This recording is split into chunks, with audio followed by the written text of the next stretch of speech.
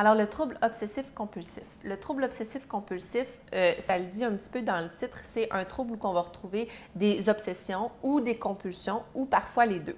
Qu'est-ce que les obsessions? C'est vraiment les pensées, les pulsions finalement que va ressentir l'individu. Les pensées vont être... Parfois, l'individu va faire des efforts pour les ignorer. Donc, mais les pensées, c'est ce qui va créer de l'anxiété. Donc, par exemple, une obsession, ça va être une peur de mourir.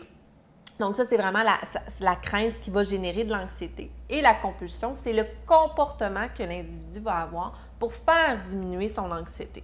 Son comportement peut être répétitif ou encore ça peut être par des actes mentaux. Là. Ça peut être dans sa tête, par exemple, que l'individu va répéter un comportement pour faire diminuer l'anxiété.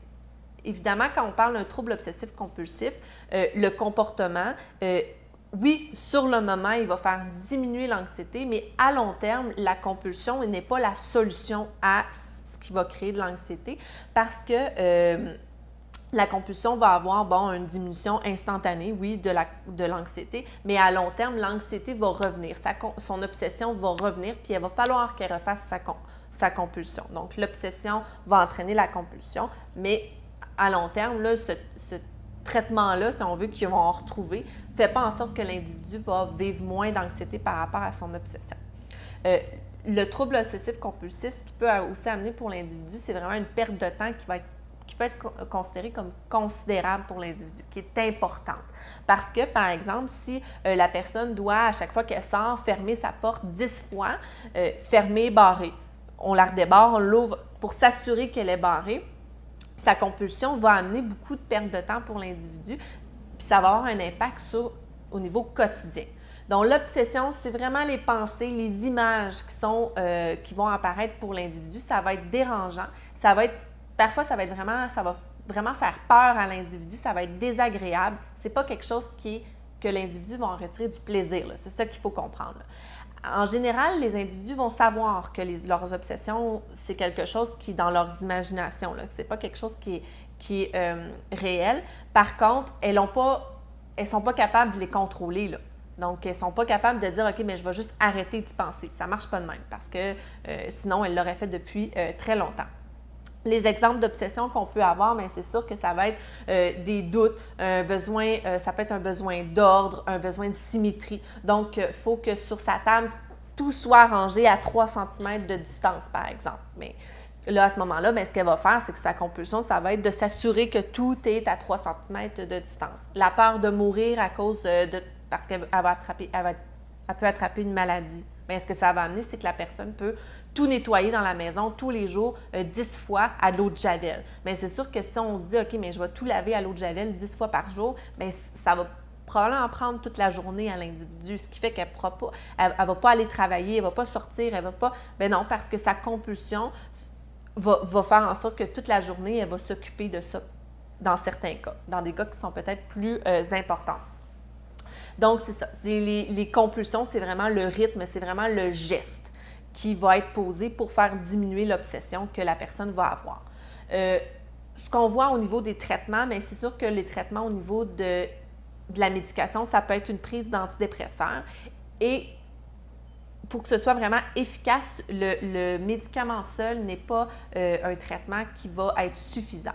Donc, il va vraiment falloir que ce soit accompagné par de la psychothérapie. Donc, une psychothérapie qu'on va dire cognitivo-comportementale pour assurer à la personne d'aller modifier finalement comment qu'elle pense et ses obsessions pour faire diminuer tranquillement les compulsions.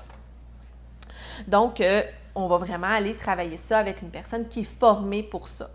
Pour le meilleur moyen d'aider une personne qui souffre d'un trouble obsessif-compulsif, ça va être pour vous, en tant qu'entourage, de ne pas encourager les rituels. Donc, finalement, de ne pas nécessairement organiser son temps en fonction de son rituel. Donc, si la personne, il faut qu'elle ferme sa porte 10 fois, bien, on ne doit pas prendre tout le temps en charge tout le temps penser que, OK, bien, ça y prend 5 minutes de faire ce rituel-là.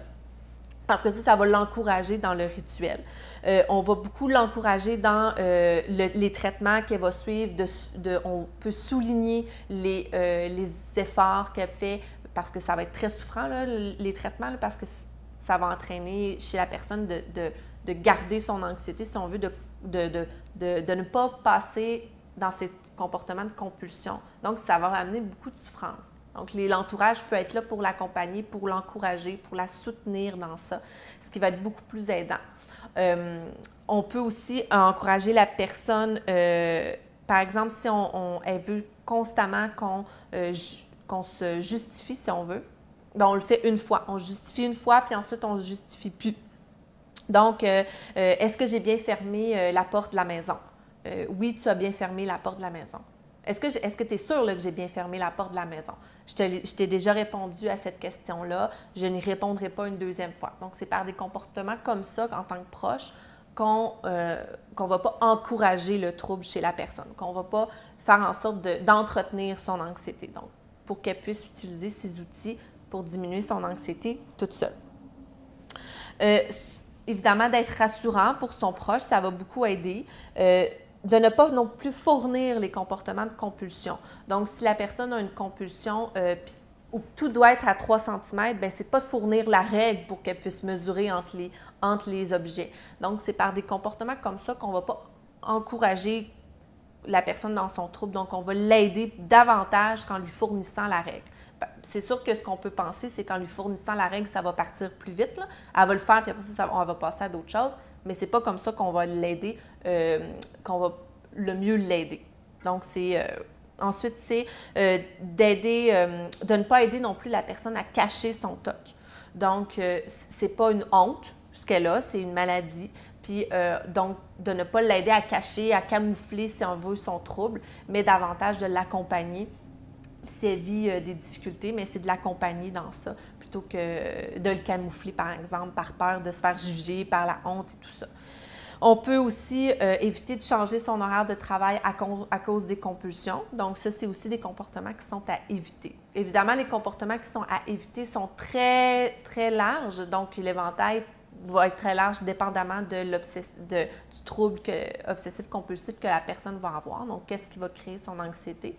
Et sachez qu'à l'Accolade, bien, on peut vous aider, vous accompagner en tant que proche face à une personne. Et on a aussi une formation pour pouvoir vous donner plus d'informations et d'outils pour vous par rapport à votre proche.